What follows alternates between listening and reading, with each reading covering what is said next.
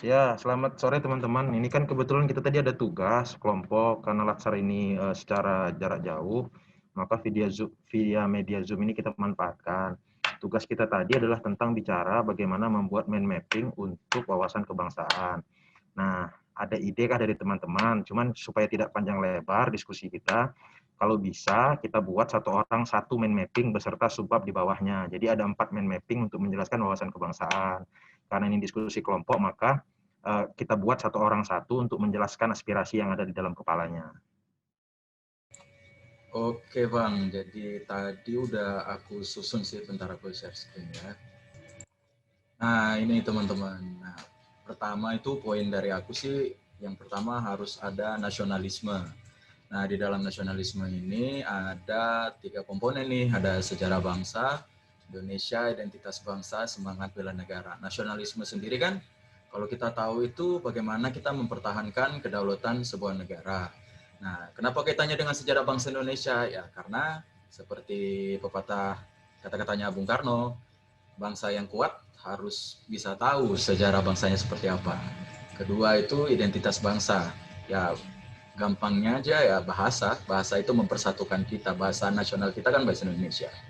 Semangat bela negara ya tentu kita harus bisa mempertahankan eksistensi negara kita dari eksternal maupun internal. Itu aja sih teman-teman. Kalau dari aku. Terima kasih.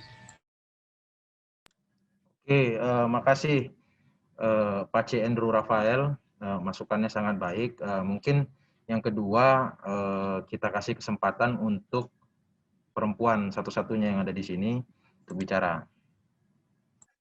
Izin teman-teman. Jadi berbicara dari nasionalisme ya, kalau menurut saya itu yang kedua cocoknya kita membahas tentang Bhinneka Tunggal Ika. Kenapa Bhinneka Tunggal Ika ini penting? Di sini tuh kalau menurut saya ya, Bhinneka Tunggal Ika itu nggak cuma sekedar semboyan, punya makna yang benar-benar powerful ya. Walaupun berbeda-beda tetap satu jua. Di sini saya mengelompokkan menjadi 3 subbagian. Yang pertama adalah kebudayaan Indonesia. Kita tahu bangsa Indonesia itu adalah bangsa yang besar, dari Sabang sampai Merauke, dengan berbagai macam ragam budaya, mulai dari seni tari, pakaian adat, sampai rumah adat, dan sebagainya. Kemudian masuk ke sub kedua, kemajemukan Indonesia. Indonesia itu kaya, terbagi menjadi beberapa kelompok masyarakat secara horizontal. Dan yang nggak kalah pentingnya itu, teman-teman, kita juga perlu banget untuk menjunjung tinggi kerukunan antar bangsa, anak bangsa. Oh ya, bagus sekali dari suara perempuan tadi. Nah, karena tadi udah masuk nasionalisme, Bhinneka Tunggal Ika, saya duluan ini Mas Rio, karena daripada nanti bahan saya habis, jadi saya potong duluan. Kalau saya bahas tentang keindonesiaan. Jadi, kalau kita bicara tentang wawasan kebangsaan, maka kita harus berbicara tentang keindonesiaan. Bagaimana sih kemudian memaknai keindonesiaan itu?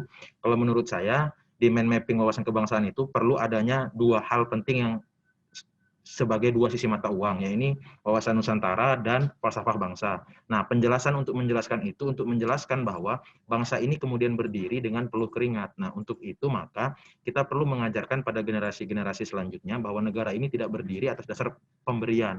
Makanya falsafah bangsa itu perlu diajarkan untuk memupuk semangat untuk dalam melakukan bernegara dan berbangsa. Nah, yang kedua yang paling penting menurut saya ini ada share screen saya lupa.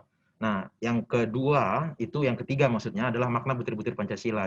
Itu kalau dari saya. Nah, mungkin Mas Rio bisa cari ide lain ya kalau dia tentang keindonesiaan juga. Terima kasih. Silakan. Ya, izin teman-teman.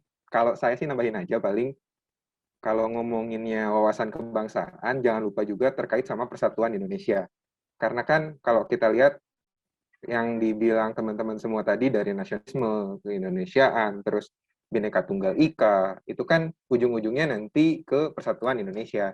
Nah, kalau dari saya sih ada 3 poin yang saya highlight. Saya juga udah gini teman-teman, 3 poin yang saya highlight itu yang pertama ada pembangunan berdasarkan keadilan, yang kedua mengedepankan semangat musyawarah dan gotong royong. Ini menurut saya perlu nih kita taruh di mind map kita supaya maksudnya biar orang-orang tuh tahu kalau misalkan wawasan kebangsaan tuh yang akhirnya nanti bisa menjadi persatuan Indonesia membutuhkan pembangunan yang berdasarkan keadilan.